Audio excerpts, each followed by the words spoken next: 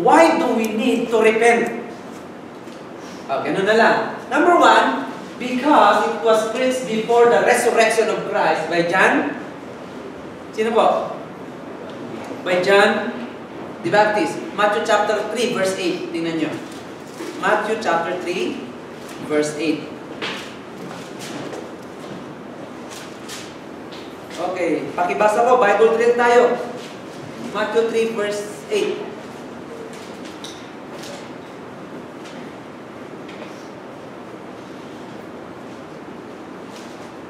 Bring forth therefore fruits meet for repentance. Okay, therefore bear fruit in keeping with repentance. Ang iksi ng kanyang sinabing passage, ano? Tingnan niyo yung verse 2 ng chapter 3.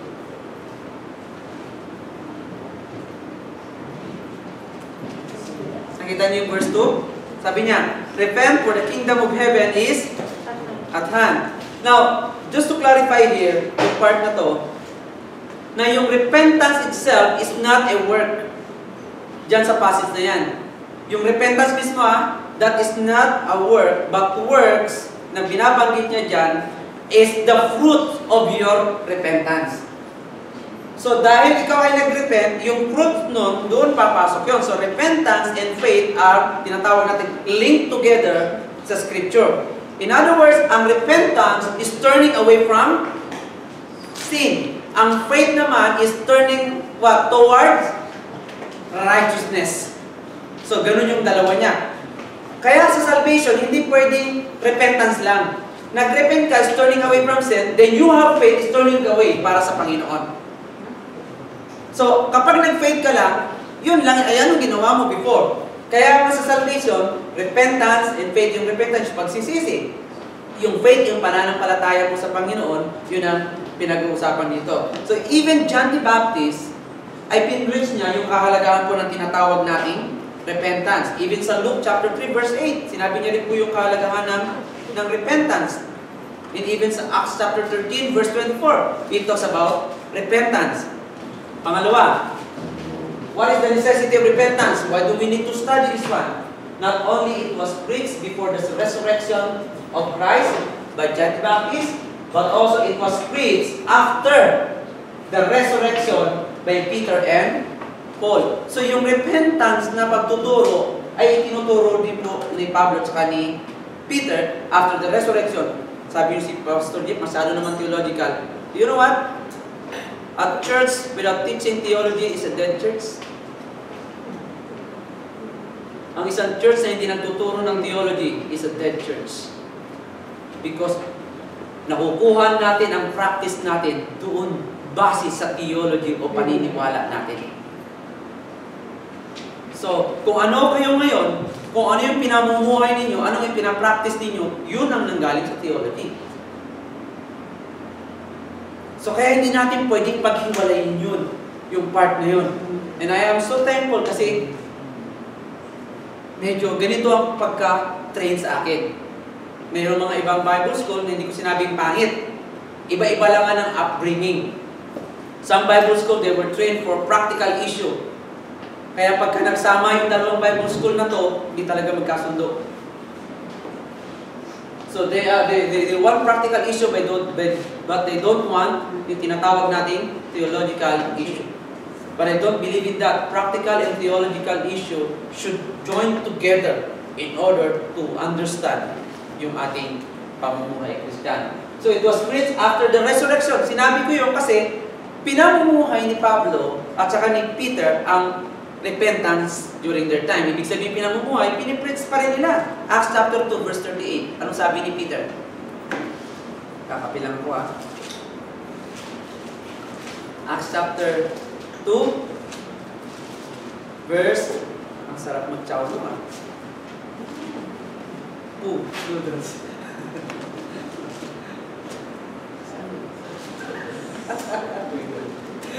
Okay?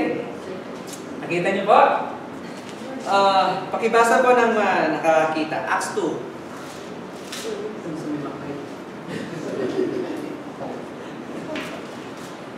Okay, nakita na. Acts chapter 2, verse 38. Peter replied, repent and be baptized, every one of you, in the name of Jesus Christ, for the forgiveness of your sins. Nako, ito. Pastor, sa dinami-dami ng verse, bakit yan ang binasa nyo? Okay. Pakipaliwanag nga po, Ate Charo. Ano ibig sabihin niya? Nabasa niyo na sa akin. Hindi ako magbasa. Hindi. Hindi, paliwanag mo naman. Paliwanag nyo. Ulitin nyo rin sila. Ano nakalagay dyan? Ano ba nakalagay? Nakalagay dito, reply daw si Peter. Okay, ano sabi niya? Repent and be baptized. So, ibig sabihin, mag-repent ka muna and then mag-baptize. Okay. Ano na yung repentance? No, tapos, Every one of you, in the name of Jesus Christ, for the forgiveness of your sins. baptize. Nakita niyo po? Tagalog. Tagalog. Sa Tagalog, ano sa Tagalog? Tagalog. Paliwanag mo. Ito, pinapaliwanag na. Sumagot si Pedro, Oh, pagsisihan ninyo at talikdan ng inyong mga kasalanan at magpapabautismo kayo sa pangalan ni Yesu Cristo upang kayo'y patawarin. uy, nako, delikado yung passage Sumagot si Pedro, pagsisihan ninyo mga kasalanan ninyo at magpabautismo kayo at kayo'y patatawarin. Nako po. At ipagkakaloob sa inyo ang Espiritu Espiritu. So sa mga tuwid, repentance plus work equals salvation. PGF, saan yung work? Yung baptism. Baptizo is it's a verb. That's an action word. So in other words, repentance plus baptism equals salvation. Yan ang ating pinamumuhay ng mga kaibigan natin. So pag yan ang pinamumuhay natin na kailangan mo i-repent at mabautismuhan ka para maligtas ka, bago ko sabihin ang sagot, papaano naman yung nasa cross? Nakatabi ni Jesus Christ na hindi nga nakaranas ng baptism. Anong sabi ng Panginoon? Isasama kita sa aking kahit hindi na baptize yun. Paano ngayon? Di kontra na yan doon sa verse na yun. Exception. Anong exception doon? Dahil nandun na eh. Kung planado ng Diyos at ang totoong turo ng Diyos ay lahat i-baptize, hindi niya i-allow na ipako sa krus yun bago magsisi. Hayaan niyo muna nasa baba siya, saka sa ipako, pero nagsisi na siya. Because you cannot twist the plan of God even to the plan of salvation. Right? Kung talagang hindi pa bago-bago, kung nagbabago yun, kung ako ang God, ba't ko gagawin nakalagay sa scripture, alam mo namang palabo-labuin ko yung scripture. Dapat, ikaw, Bartolome, isa ko lang ano bang pangalan nun? Kilala niyo yung pangalan? Yung isa magnanakaw doon, yung isa lang kasi binanggit yung isa hindi binanggit. Barabas? Yes, Ha? Kilala niyo? Ha? Si Estas. Now, kung ako si Kristo, ang gagawin ko kaya Ama, bago ka ipako sa krus, ngayon sumampalataya ka na kasi pinili kita before the foundation of the world. Ngayon parang sumampalataya ka at magpabautismo ka. Para pagdating mo doon, sulit yung programa ng salvation. Walang sablay. Nakukuha niyo ibig sabihin? So, ibig sabihin, it's not an excuse kung bakit siya nandoon kaya hindi sa binautismuhan. Another thing, sa Old Testament ng mga mananampalataya, sino yung binautismuhan? Sino ang minensyon na binautismuhan? Si Adan, si Sarah, si Abraham, si Abel. Sino pa yung mga binautismuhan? Si Noah. Sino pa yung mga, na-mention ba na binautismuhan sila? So sa mga tuwid, paano mo nga nire-reconcile ang Acts chapter 2, verse 38, that repentance plus baptism equals salvation. Kaya nga kailangan ko magsisi ng kasalanan ko, hindi, i-baptize ako para patawarin ako. So, yan ba ang sinasabi ng verse? Kasi kung babasahin mo, pag sinunod mo yan, hindi na by grace ang salvation. By works. By works na. Kasi baptism is by works.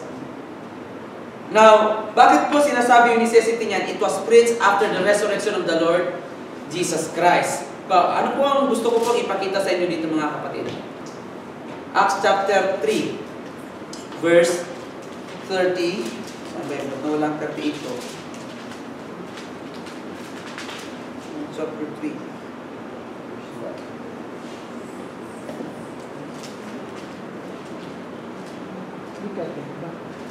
Bakit po kayo mga kapatid? Now, yung word po dyan na repent, it refers to a change of mind and purpose that turns an individual from sin to God. Yan pang word na repentance dyan. Ang word, yung ibig sabihin po nun, nagbago yung isipan mo, talagang tumalikod ka, at tumiretso ka sa Panginoon. At yung such changes na nangyari sa'yo because of repentance, it involves more than yung takot mo sa Diyos, yung consequence, yung tinatawag nating judgment ng Panginoon. Kaya ka, nagkaroon ng tinatawag na totoong repentance. Nalaman mo yung kasalanan, you must be, kalimutan mo siya. So, sabi ni Peter dito, repent, yung word po dyan na repent, ginamit niya, that is a once and for all experience kind of repentance. Now, another thing sinabi niya, and be baptized. Ang word po dyan na baptized, totoo yun, is literally to immerse.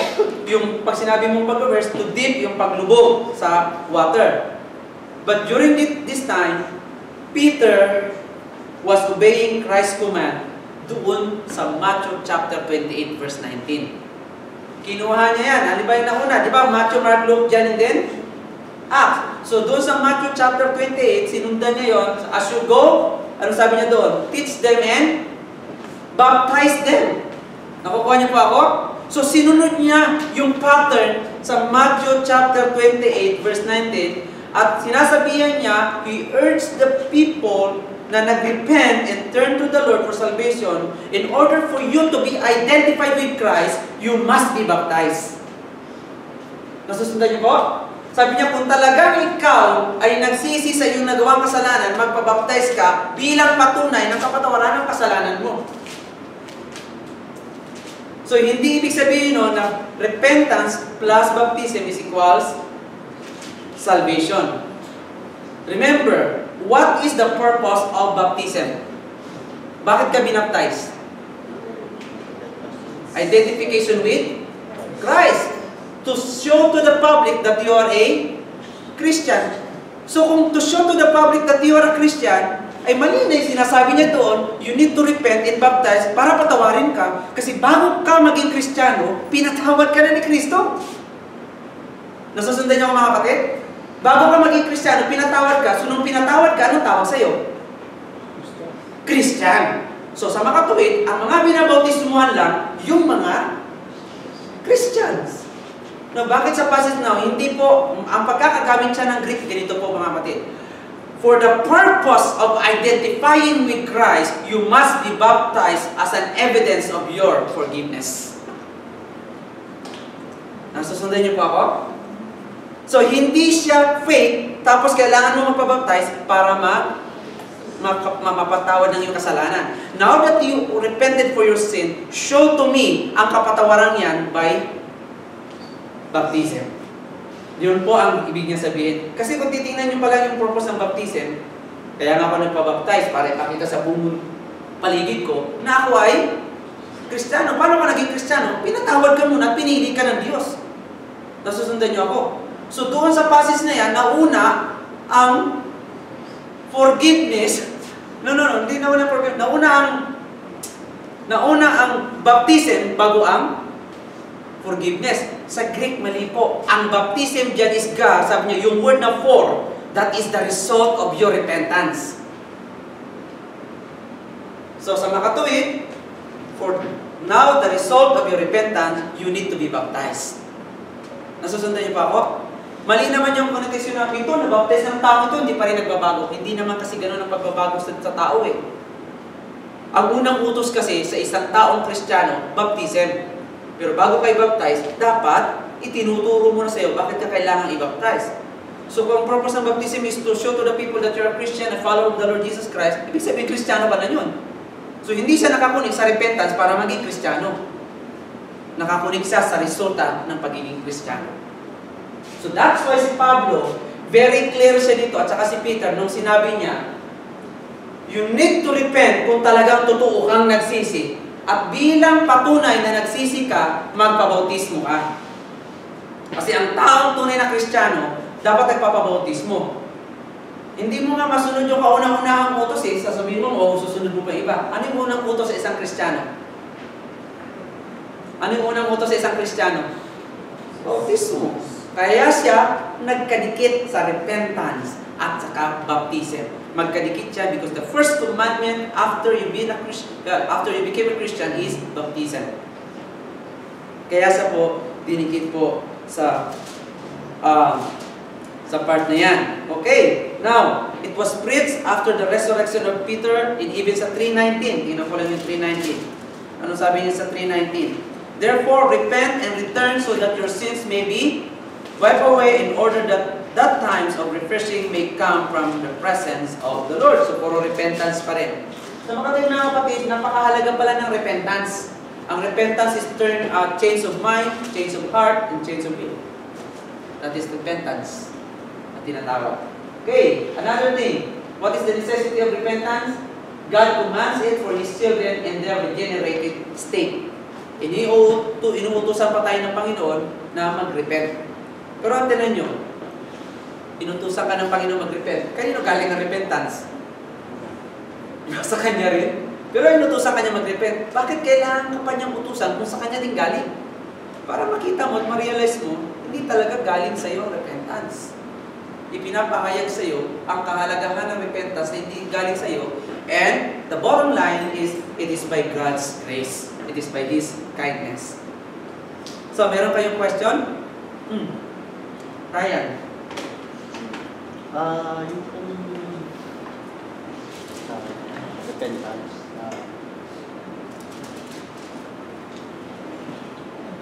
Nalimutan mo na?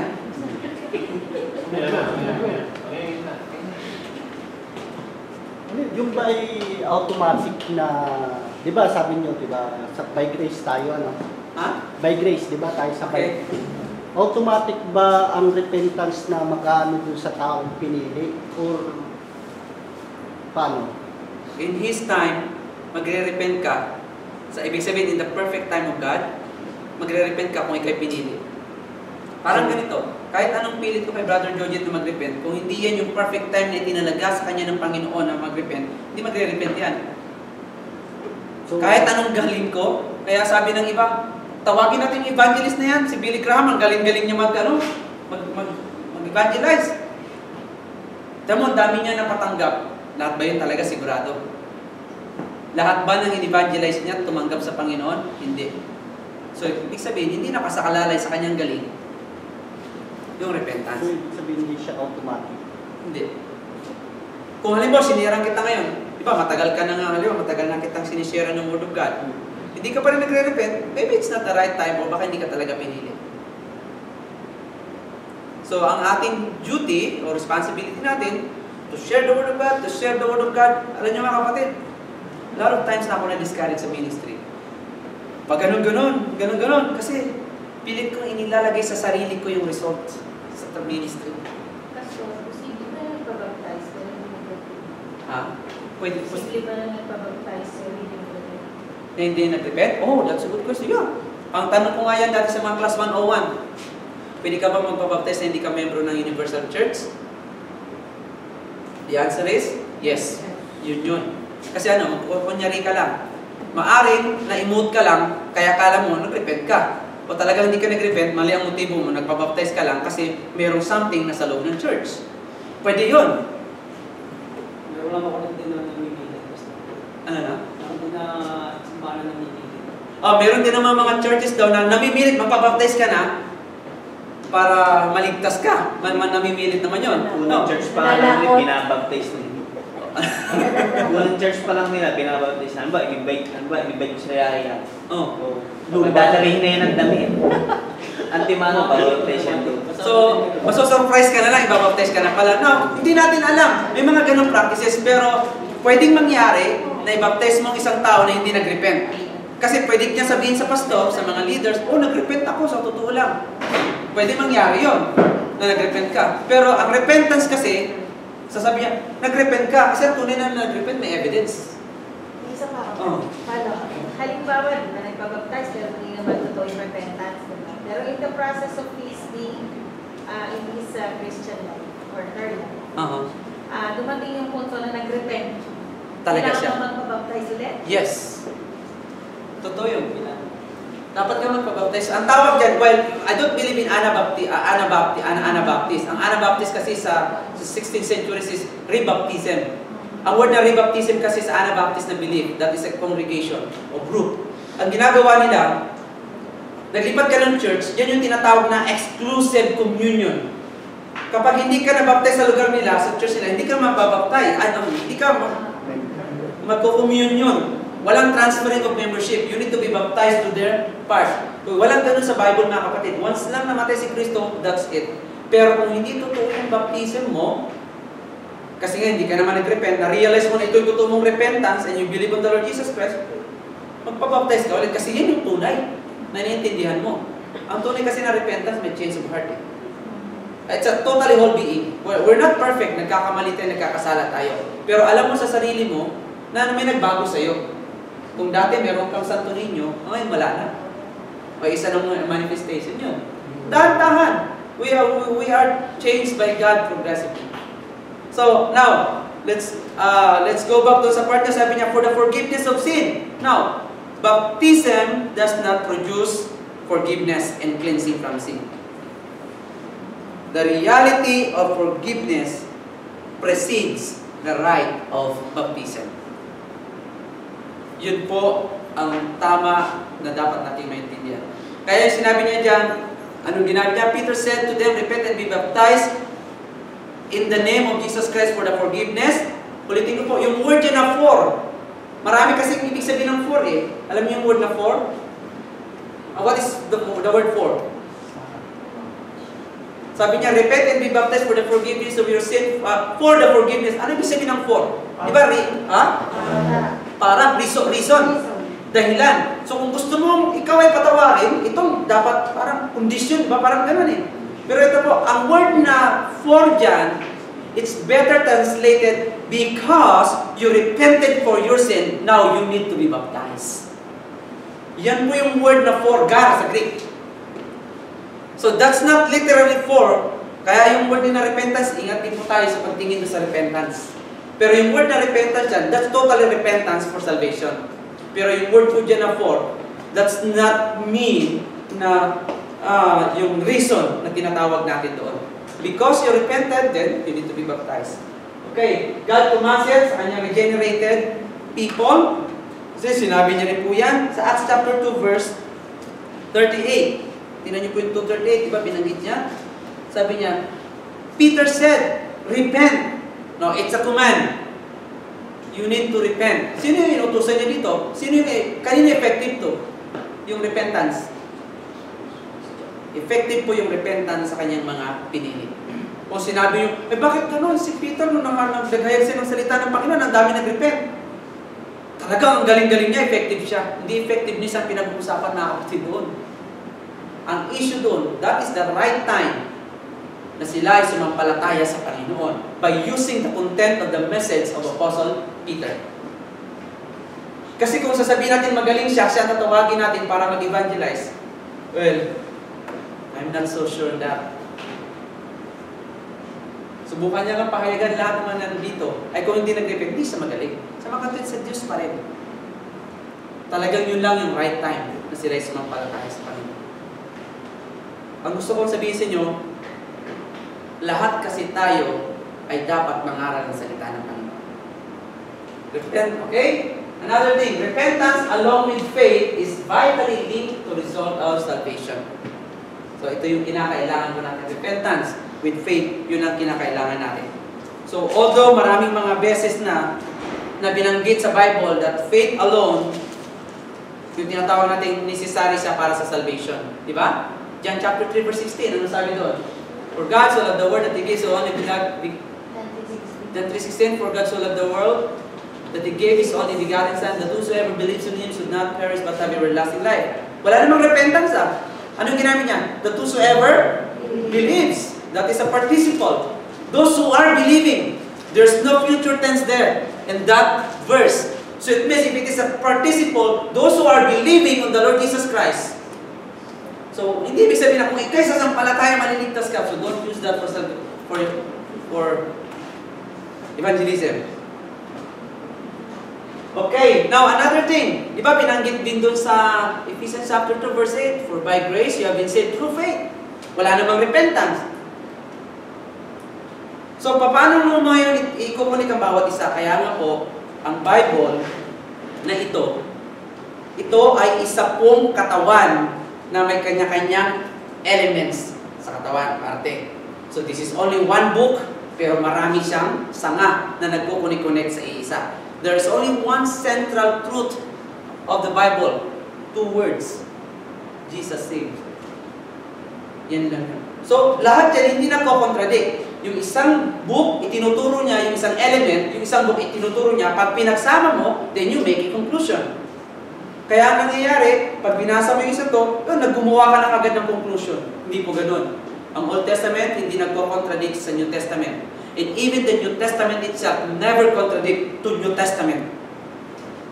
Walang contradiction po kahit isang doktrina sa Bible. Pero bakit tayo nagkakaiba-iba ng paniniwala? It's because the way we interpret the Bible, well, that's the difference. Pero wala po. Nagkataon lang po na itinuturo niya kasi kay John, it's all about believing on the Lord Jesus Christ. Kaya wala sa binanggit na repentance. Pagdating naman sa Acts, pinagsama niyang believing at saka repentance. Pagdating sa Luke, most of the times, ginagamit niyang repentance. But it doesn't mean repentance lang sa salvation. Porque ginamit niya dyan ng believing or faith is true o pistes ang ginamit niya, ibig sabihin nun faith lang o believing lang para maligtas. Hindi. Kanya-kanyang element yan. Para mabuo mo yun, ito palang salvation. So pagka naintindihan natin yung buong counsel ng Word of God, composed of 66 books, makikita mo na yung outline niya. From the calling of God, tapos ito, tapos ito, tapos ito. So walang contradiction kasi meron ka ng isang foundation sa buong scripture. Hindi pwedeng kukuha ka dito, tapos lalagyan mo ng sanga. Meron ka ng isang malaking building, hayaan mo yung mga verses ang mag-connect doon sa itinayong mong building. Huwag natin i-connect ang building doon sa mga bintana. Hindi ganun ang hermeneutics. Let the frame stand firm, pati ang foundation. And let the windows, the glasses, and all inside the building connect to the foundation. Huwag natin kung baliktarin. Kasi pag binaliktad yun, nagbubuhol-buhol ang scripture. Kaya maraming nagko-contradict na katulad yun. Parang contradicting talaga yun, yung baptism na yun. Kasi ngayon lang ang focus natin, nakatutok lang tayo. So it's a whole counsel of God. So repentance along with faith, nagkakaroon po yan. So kaya lang, sabi ko sa inyo, di ba Acts 16:31, alam niyo yung Acts 16:31? Believe in the Lord Jesus Christ and you will be You and your house. saved in you and your house. O kita mo, wala namang repentance Sabi niya, believe and you will be saved. Pagdating niya sa book of Galatians chapter 3, sabi niya doon, it is by faith alone can save a person. Saan? Now, you should define what kind of faith is that. Kasi ang kausap niya, mga Hudyo Vatican na talagang prominent follower sa law ni Moses. So, dapat i-connect mo palagi yun. Kaya niya pala sinasabing ganito. So, kaya faith alone, where's repentance? Where is grace there? Kung gano'n ang mangyayari. Bakit dito sa book na ito, tinuro niya? Bakit dito hindi niya tinuro? Bakit ito tinuro niya? What's wrong with the scripture? There's nothing wrong with the scripture. Something wrong with your interpretation. Yun po yung kadalasan. Marami din nagtuturo na Old Testament daw is all about law. Obeying the law equals salvation. No. It's by grace. From Genesis chapter 1, you will see the grace of God. Hanggang Revelation. Nandoon na siya kalahat. Nakadikit-dikit na yan. Kaya lang, inaayos lang natin ang mas maganda. May mga passages naman na laging minimension ang repentance. Sa book of Romans, may repentance sa chapter 2 verse 4. Alam po meron Di ba sinabi niya ito kanina? Through the kindness and goodness of God, yung mga bagay na ito leads to repentance. O nasaan yung faith? Di ba ang writer ng Ephesians si Pablo? Ang writer ng Romans sino? Si Pablo. Sinong writer ng Ephesians? Lulukuhin niya ba yung sarili niya? Hindi. Kaya lang, aalamin natin kung kanino niya sinulat, anong event, bakit na isulat ito, ano ang sitwasyon ng lugar na yon, kung bakit isinulat yon, ano ang circumstances, ano ang culture nila, para ma-mix natin at ma-combine natin ang good theology and practice. Hindi porke binanggit niya doon, gano'n na lang siya kaagad. Katulad sa Hebrews, bakit siya nasusulat ng mga angels doon, ng mga priest? Bakit kailangan ikumpara si Jesus Christ? Kasi sa paniniwala nila sa mga Diyos-Diyosan. Now, may mga part naman na kinukonsider doon na kahit yung ang mga anak, follower ni Jesus Christ, ay talagang sa Panginoon may faith and repentance. Now, let's go now. Unless you have question. So, after repentance, let's move on to faith. Ibig sabihin, hindi kompleto pag repentance lang. Dapat merong faith sa salvation natin. Okay, faith. Anong faith? There are many terminologies about sa tinatawag nating faith. By the way, baka makalimutan ko. Sa mga Katoliko po, mayroon silang doktrina ng tinatawag nating about sa repentance. Tama tayo, nanggaling sa Katoliko, di ba? Sino bang ninanggaling sa Katoliko dito? Ito. Talagang pagkalaki, pinagpala kayo sa babae siya. Siya lang, sa Katoliko. Okay, kami, Katoliko kami. Penance. Ah? Sa Katoliko. Kami, parents namin. Lahat kami talaga pinandong kami. Now, di ba nag-cheers tayo sa Katoliko? Ano? Penance. Oh, yeah, ang tawag dyan, sa Katoliko, yung doktrina niyan ay penance. Alam niyo yun, di ba? O baka nagsisimba lang tayo, pero hindi natin alam. Ang tawag sa doktrina niyan is penance. Ano ang penance? Sa Greek po or sa Latin, ang word na penance is poina. Hindi ka nagmumura, ha? Hindi ako nagmumura dito. Sa Greek po niyan, ibig sabihin is poina, na ang ibig sabihin po niyan sa Latin is metanoia. At ang word na metanoia is regrets and remorse. Kita niyo niloloko tayo? Di ba? Tignan niyo yung ginagawa nila. Gagamitin nila ng word na, yung finance. Ang word, ulitin ko. Ang word na finance sa Latin ay poina. Nakuha niyo po? Pero ang word po na Greek, from Latin to Greek word, ang tawag po dyan is metanoia. At ang word na metanoia, yan po ay nakuha po sa Latin Vulgate before the King James Version released in 1611. So, nung time na yan, nagiging maayos siya, and it literally means, ang word na pain, kaya nga meron tinatawag na penance.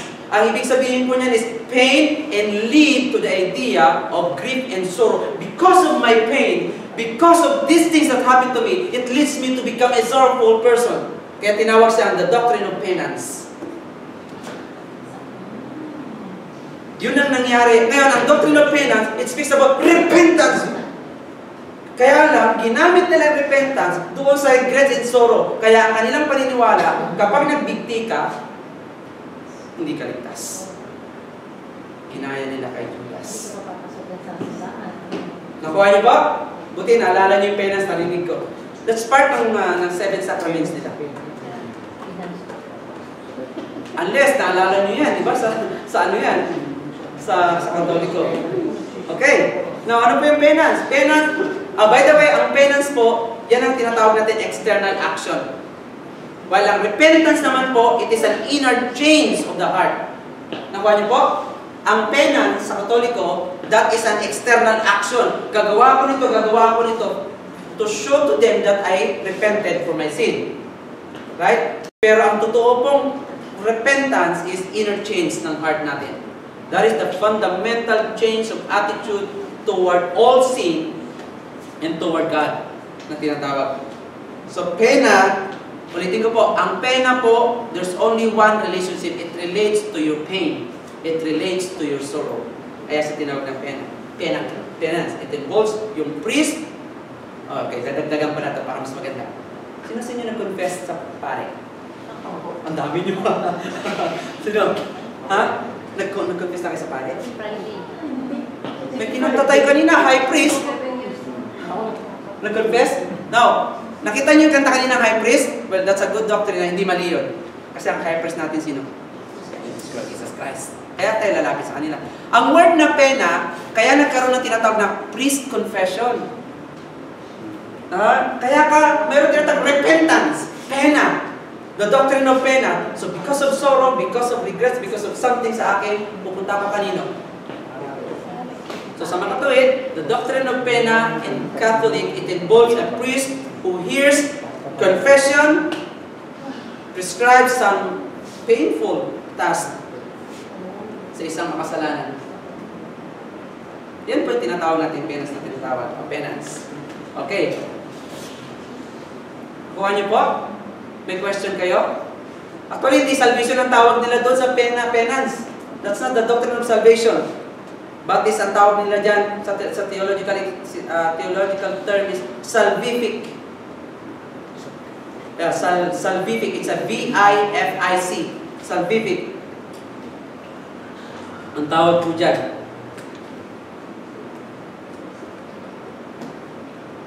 Yan ang tawag ko sa theology natin. That you are chosen by God. That's why you repented because of the sovereign work of God. Okay, so faith. Let's go to faith. Malapit na tayo. Now, ano po ibig sabihin ng faith? There are many terminologies po pagdating sa faith na tinatawag natin. Ano po yung faith? Ang faith po ay tinatawag natin pistis. Nakuha niyo ba? Sa Greek, ang word na faith ay pistis. Now, ano yung pistis? Now, sa New Testament, in the whole part of the Bible, there is, kung ako nagkakamali, baka nagkamali ako dito, is 238 times binention ang word na faith o pistis sa Bible.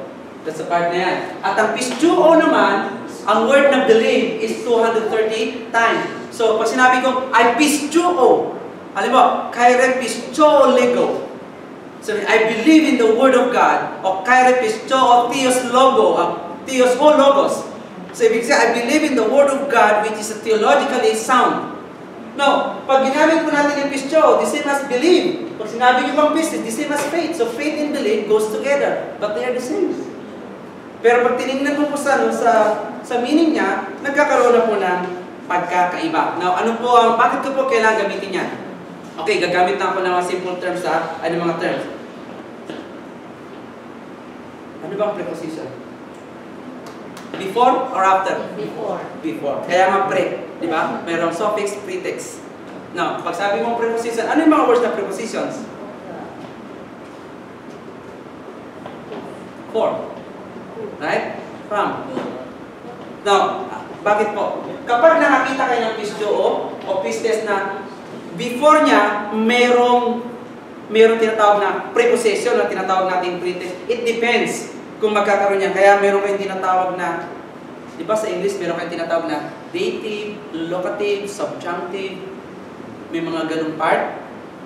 So, kaya minsan may mga bagay na bakit ganun? Ito ang pagkakabasa ko.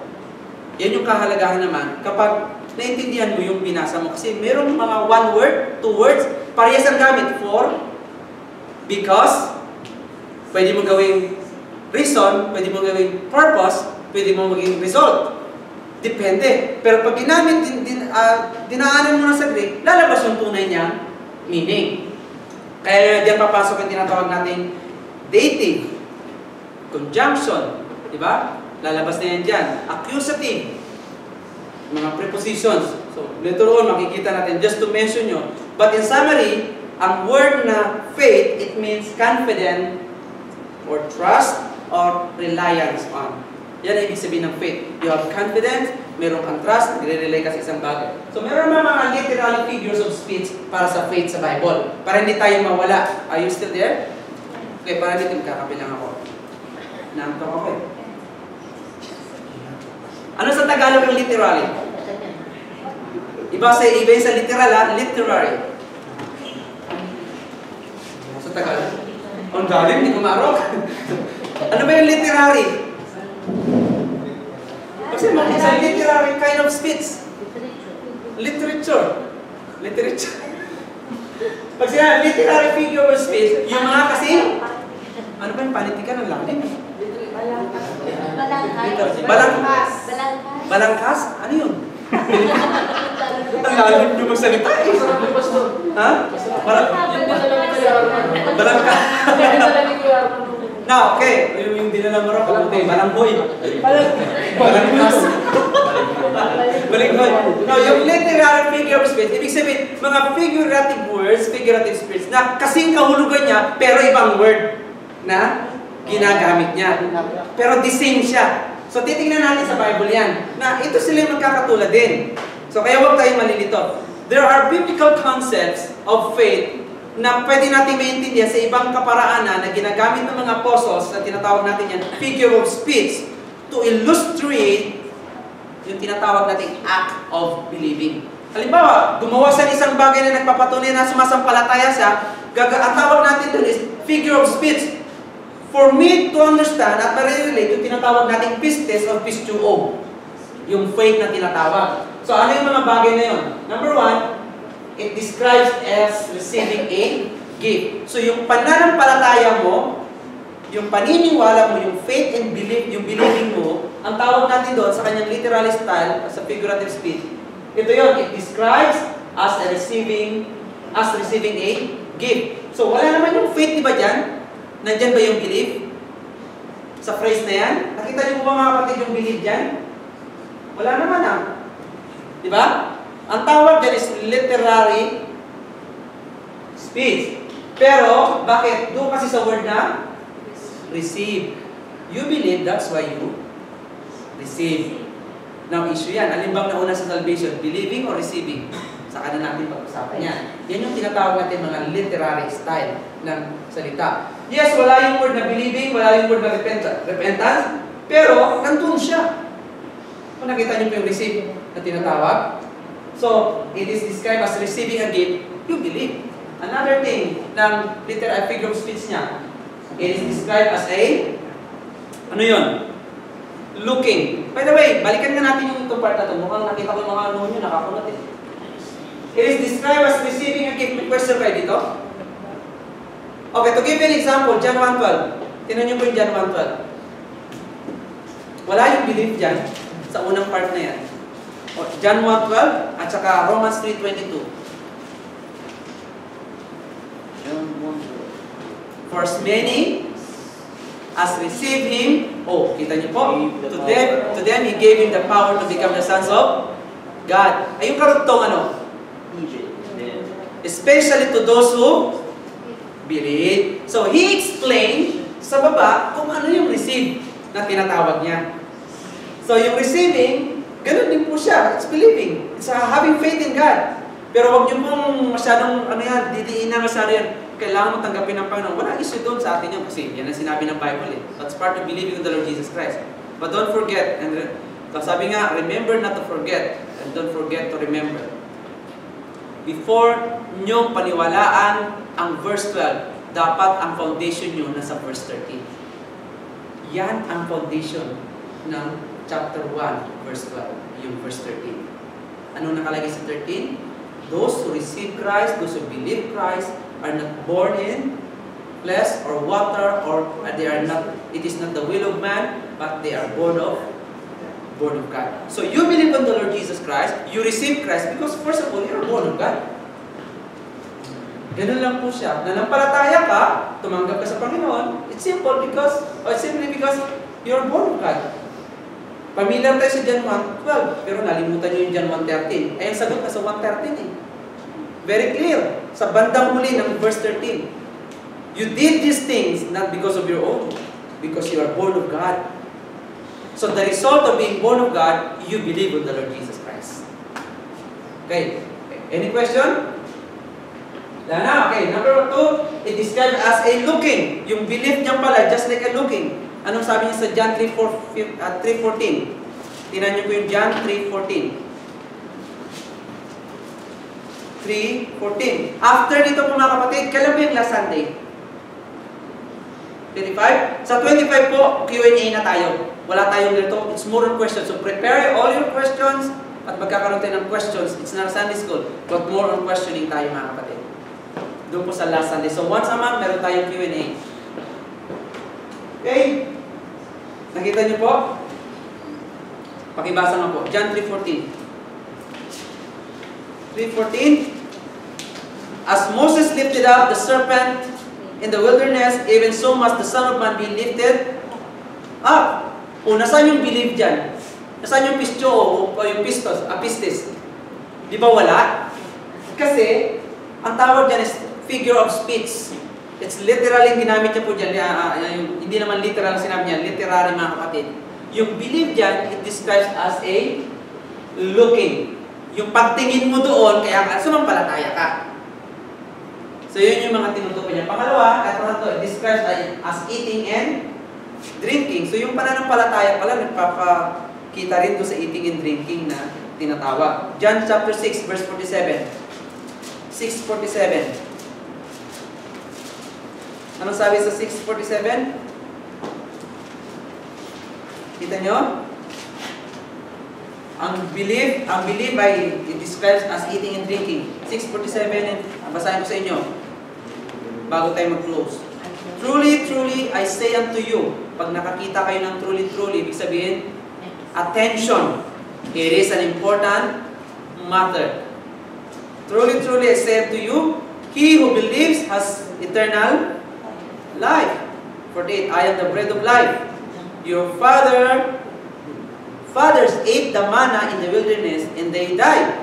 This is the bread which comes down out of heaven, so that one may eat of it and not die. I am the living bread that came down out of heaven. If anyone eats this bread, kita mo, cannibalism to, pag ginawa mong literal to, kung sino man ang kakain sa akin, kakainin niyo si Jesus Christ, he will live forever. Eh, kakainin ko na si Jesus Christ. Gusto ko mabuhay eh. So, ang tawag dyan, mga kapatid, that's part ng, ng pananampalataya natin. The last one, it means to come or to follow. Yan yung mga literary dyan na sinasabi dyan. So, meron po kayong question? Tutuloy natin to next week. And I hope sa pag-aaralan natin, marami kayong matututunan dito. Sunod-sunod po yan. So, yung mga hindi naka-attend dito sa Sunday School, ito continuation na lang. Sulit yung mga nasa taas. Kasi ito talagang napakaganda nito. Pinag-aaralan natin. Meron po kayong question? Any question? Wala na?